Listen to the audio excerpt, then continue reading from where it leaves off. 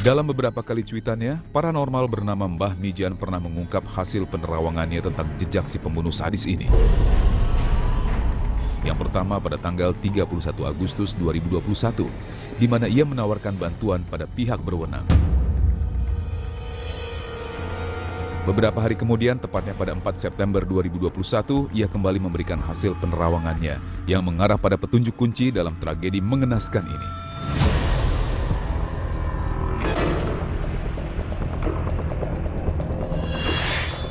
Berbeda dengan Mbah Mijan, melalui akun YouTube-nya, penggiat alam gaib bernama Ki Sodo Buwono ini menuturkan hasil penerawangannya tentang sosok di balik sang pelaku itu. Dia sangat-sangat benar-benar dikuasai oleh iblis. Kunci untuk mengungkap kasus ini adalah orang yang terakhir kali dihubungi oleh Amelia. Nah, orang itu harus jujur. Orang itu harus jujur. Kemudian saya yakin banget ada saksi di antara para saksi itu yang memang mengetahui ada orang yang datang pada malam itu. Itulah kuncinya. Mereka harus jujur. Kalau tidak ada kejujuran di hati mereka, tidak terbuka hati mereka, maka kasus ini tetap seperti ini nih. Nggak sama sekali nggak bakalan terungkap.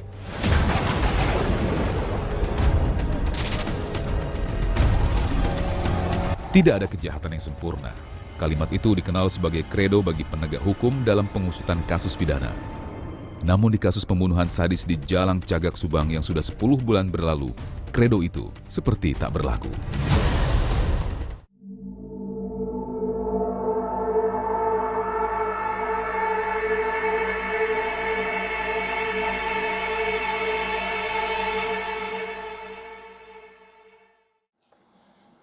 Halo semuanya, selamat datang di Sebelum Pukul 3, di mana kita akan membahas berbagai hal terkait dunia metafisik, misteri yang ada di dunia, fenomena-fenomena gaib tidak masuk akal, tidak bisa dicerna dengan baik oleh logika, dan sebagainya. Dan kali ini, kita akan kembali mengawal kasus Subang melalui jalur metafisika. Tanpa berlama-lama, mari kita mulai videonya.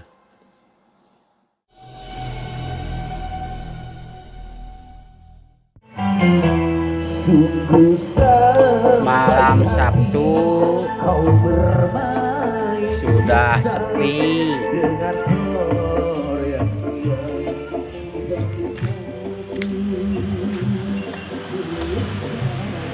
Karena gerimis melanda kota Subang, Kampung Melong, Desa Jambel Air, dan di sini ada penghuninya tuh. Penghuni lagi pada ngopi. Oke, sebelum memulai, ini ada dari saudara kita yaitu Kang Jajang ya. Kang Jajang ini membuka usaha martabak NN Boga Rasa. Jadi beliau ini adalah salah satu pengusaha makanan, juga ada pernak-pernik nih seperti jam tangan, terus juga aksesoris. Tapi Kang Jajang ini terdampak COVID-19 ya kemarin, jadi usahanya itu agak mengalami sedikit kemerosotan. Jadi saya dan Bapak itu setelah dari TKP dan ke rumah Ibu Winda itu menyempatkan diri ke rumah Kang Jajang nih. Maksudnya bukan rumah, tapi lebih tepatnya tempat dagang usaha Kang Jajang. Memastikan apa sih sebetulnya yang membuat dagangan Kang Jajang itu sepi gitu kan. Nah, kami ke sana. Ini review jujur ya. Martabak Kang Jajang, martabak NN Boga Rasa yang ada di Desa Jambelair ya, daerah Kalijati, Subang ini, itu enak gitu ya. Terus orangnya juga ramah, martabaknya lembut, enak, dan nggak ada ini nih, apa sih yang kira-kira membuat martabaknya ini sepi gitu kan. Padahal enak banget gitu. Ternyata ya memang kondisi saat itu memang sedang sepi ya. Masyarakat kita terkendala kondisi ekonomi yang terdampak ya itu tadi oleh COVID-19. Nah, kalau kalian ada di daerah Kalijati, Subang, ini Kang Jajang ini membuka usahanya ini di pertigaan jalan, dan itu ada di sekitar daerah, bukan sekitar daerah lagi, tapi ada di Desa Jambilair, Subang. Ya, di Desa Jambilair Subang. Itu kalian yang mau coba martabak, buktikan sendiri deh. Kalau dari lidah saya yang memang pencinta martabak, itu enak banget loh martabaknya. Enak banget, kemudian sesuai namanya boga rasa, jadi bermacam-macam rasa. Bisa kalian pesen di situ, kalian bisa ngobrol sama beliau, dan untuk para pencinta martabak wajib nih dicoba pokoknya ke sana nih. Enak banget pokoknya. Oke, kita lanjut.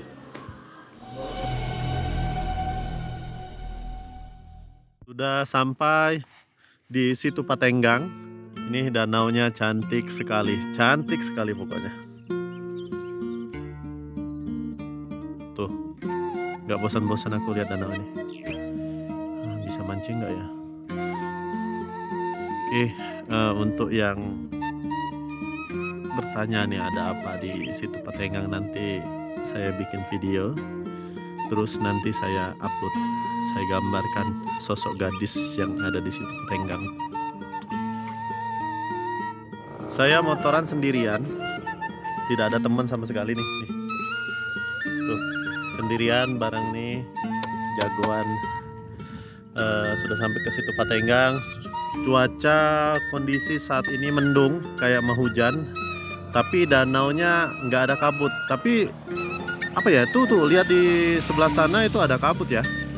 Bentar, tuh udah ada kabut tuh, ujung sana tuh, sebelah sana sudah ada kabut. Nggak apa-apalah, gas aja lah. Nah, ini sudah sampai di apa sih namanya, Tanjung Pinus itu Patenggang. Terus di depan kita ini situ Patenggangnya nih. Cuma kayaknya nggak ada yang naik kapal ya itu. Nanti kita juga kalau misalnya nggak hujan ke Ranca Bali. Ranca Bali lagi apa? Kawah Rengganis namanya, Kawah Rengganis. Jadi di Kawah Rengganis itu ada jembatan panjang viral 300 meter, jembatan gantung. Nah, kita coba di situ tuh. Sebentar.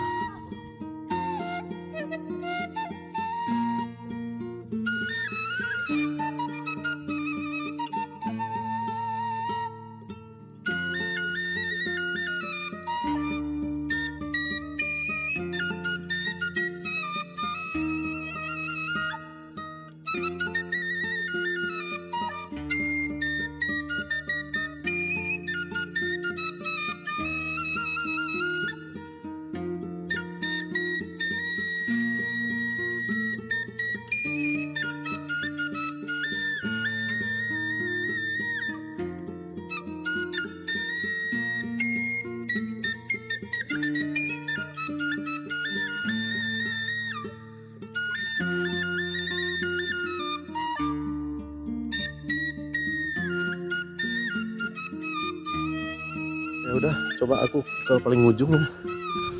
Atau nih naik ke puncak aja, di ujung itu nggak terlalu enak view-nya. Sekalian ngajak kalian jalan-jalan.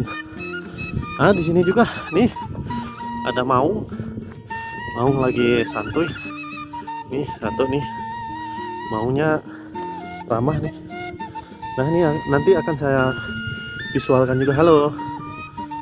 Nggak ngerti kita ngomong halo, langsung ngaum gitu. Di Maung nih di atas lagi santuy. Bisa ditebak lah warnanya apa ya itu di Kimaung ini gitu.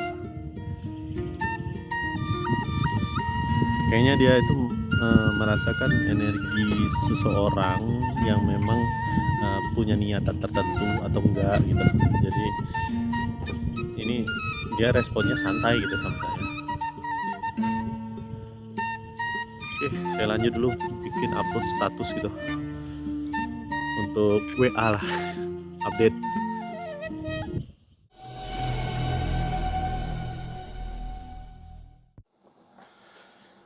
Seperti yang kalian lihat di video saya, Setelah sehari saya pulang dari kota Subang di Jawa Barat, saya beristirahat sebentar. Paginya langsung saya berangkat lagi menuju situs yang sangat cantik, yaitu Situ Patenggang.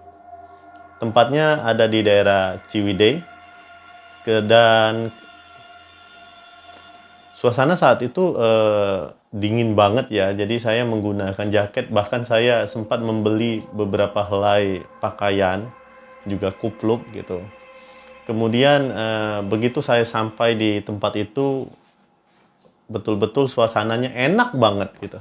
Adem, ayem, terus juga suasana segar itu terasa banget ya.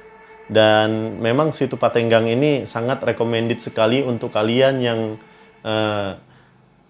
pengen liburan yang menyenangkan dengan hawa yang sejuk, terus juga menantang lah ya, menantang fisik kita gitu. Untuk berjalan menuju ke Situ Patenggang itu kita merasakan hawa dingin yang menusuk, tapi sejuk banget gitu. Untuk saya yang ada di Sumatera itu pengen banget punya tempat yang kayak gini sih sebetulnya. Enak banget pokoknya. Nanti kita akan membuat video khusus tentang Situ Patenggang. Kemudian saya memvisualkan sosok Dewi yang sangat cantik ya, yaitu Dewi Rengganis. Tapi posisinya itu dia sedang menangis saat itu. Nanti saya gambarkan, saya jelaskan juga. Kemudian ada lagi sosok yang fenomenal juga di situ, yaitu sosok Ki Maung. Berkaitan dengan kasus Subang, sosok Ki Maung ini itu sempat saya tanya. Awalnya saya kesulitan karena dia tidak mengerti bahasa gaul ya. Saya cuma sekedar saya hello aja, dia nggak ngerti. Tapi sifat ramahnya dia, meskipun dia berbentuk seperti seekor macan putih yang besar dan tua, dia ramah banget gitu. Ramah, bahkan dia mengucapkan salam terlebih dahulu kepada saya. Itu ramah banget. Iseng-iseng saya bertanya kepada dia. Seperti yang kita ketahui bersama nih di video saya sebelumnya, bahwa saya menjelaskan ada petunjuk barang bukti yang dibuang di Situ Patenggang. Nah, di situ saya menyempatkan diri. Sebetulnya memang tujuan saya selain memang untuk liburan ya, tujuan terbesarnya itu adalah bagaimana caranya saya betul-betul menemukan setidaknya sedikit saja petunjuk bahwa memang ada benda yang dibuang di situ. Nah, sosok yang memberikan keterangan kepada saya ini bentuknya seperti ini. Nanti saya perbesar di video kita. Saya bertanya kepada Ki Maung, ini namanya Ki Maung. Sosoknya seperti ini saat itu. Ki Maung, apakah Ki Maung melihat orang-orang dengan gelagat yang aneh?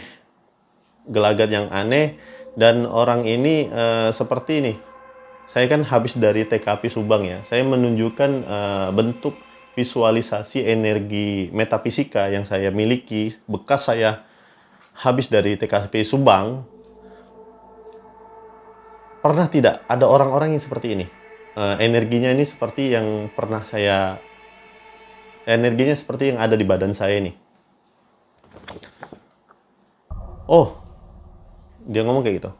Pernah. Saya melihat 2 orang pemuda. Dia tidak sebesar badan saya. Orangnya kecil-kecil, tapi berkulit putih bersih.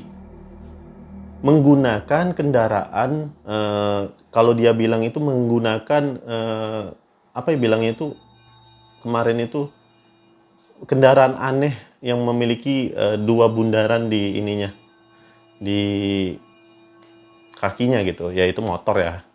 Bentuknya besar, berwarna merah. Dan satunya memakai helm berwarna hijau, terang ke kuning-kuningan.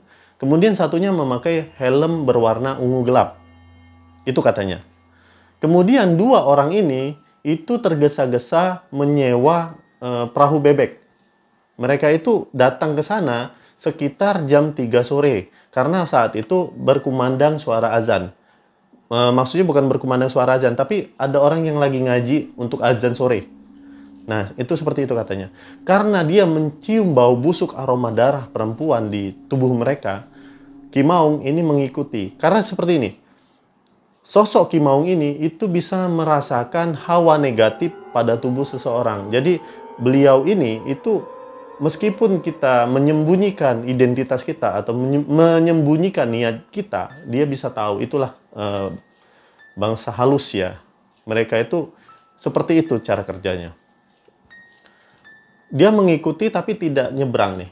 Ki Maung tidak nyebrang. Dia mengikuti perahu bebek itu berkeliling di sekitar pulau yang bentuknya seperti hati nih, berkeliling bentuknya seperti hati. Kemudian di sebelah kiri dari pulau itu kayaknya apa ya bilangnya itu? Kalau kita menghadap depan danau, itu sebelah kiri kita. Nah, sebelah kiri kita mereka ini membuang serpihan-serpihan seperti itu katanya.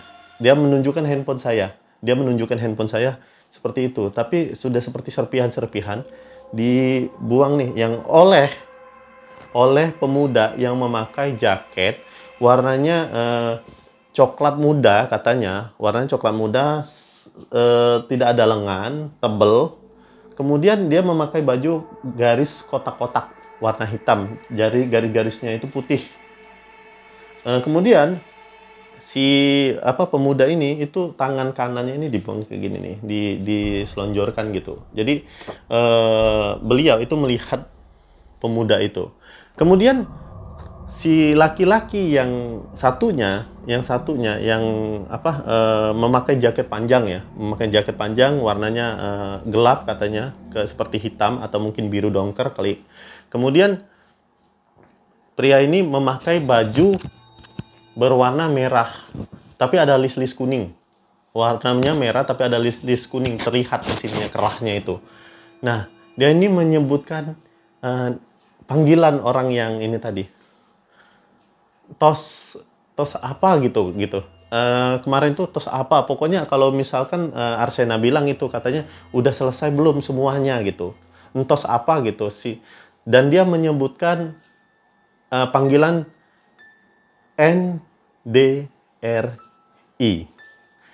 NDRI, dia ngomongnya seperti itu. Saya minta maaf banget, tapi ini yang disampaikan oleh mereka. Kita mencoba mengawal kasus Subang lewat jalur metafisika ya. Gitu. TOS. Saya baru tahu kalau TOS itu arti sudah. Gak lama setelah mereka membuang itu, mereka ini pulang. Mereka ini kembali. Itu terjadi pada bulan Agustus. Katanya. Kemudian tinggi laki-laki ini yang memakai jaket yang tanpa lengan itu katanya sebibir saya. Tingginya sebibir saya. Kalau saya ini 183 cm tingginya ya. Jadi dia itu sebibir saya ini kira-kira berapa ya. Kemudian satunya lagi itu seleher lah. Sekitar seleher gitu. Nah, orang ini kemudian nggak lama setelah itu mereka ini jajan di warung makan, kemudian pulang menggunakan kendaraan yang sama. Nah, pada awal tahun kemarin mereka ini datang lagi ke sana. Tapi menggunakan mobil berwarna putih. Kata Ki Maung. Jadi mobilnya ini berwarna putih. Dia sama perempuan, badannya agak besar katanya, memakai kerudung. Kemudian satunya lagi itu perempuan muda, itu badannya kecil, lebih kecil dari mereka, juga memakai kerudung. Perempuan itu. Nah, kalau dibilang tingginya, Ki Maung itu mengatakan bahwa tingginya itu sekitar bibir saya juga, ini perempuan yang besar badannya itu. Kemudian yang kecil itu paling di bawah leher saya ini nih, tingginya. Itu awal tahun kemarin ini waktu liburan ya, awal tahun mereka itu ke sana gitu. Tapi mereka ini kayak rekreasi aja. Jadi mereka rekreasi di sana sampai ke Batu Cinta. Dan Dewi Rengganis, kata Ki Maung, itu sangat tidak menyukai kehadiran mereka. Akhirnya tempat itu dibuat semendung-mendung mungkin, dihujankan gitu oleh Dewi Rengganis. Saya belum bisa berkomunikasi tentang ini kepada Dewi Rengganis, tapi saya berkomunikasi langsung dengan Ki Maungnya gitu.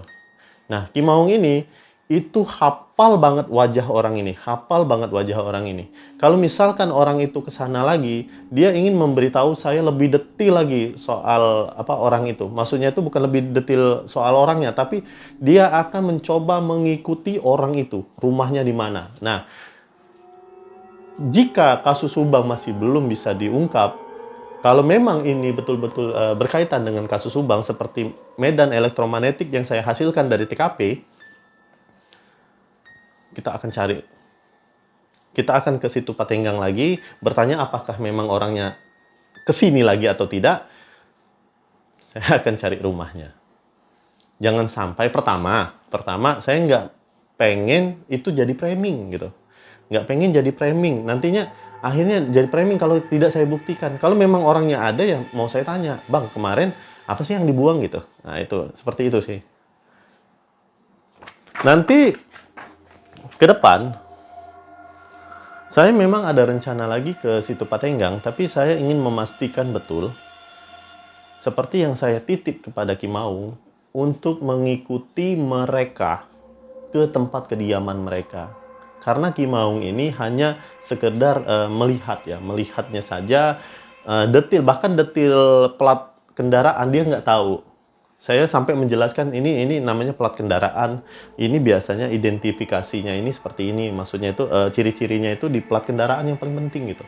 Kalau memang plat kendaraannya seperti ada plat kendaraan seperti ini, itu tolong diingat gitu, karena dia bisa mengingat angka ya.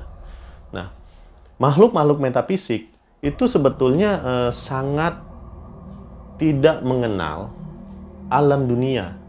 Tapi jika mereka sudah ribuan tahun, mereka akan belajar meskipun sedikit demi sedikit gitu mereka belajarnya gitu.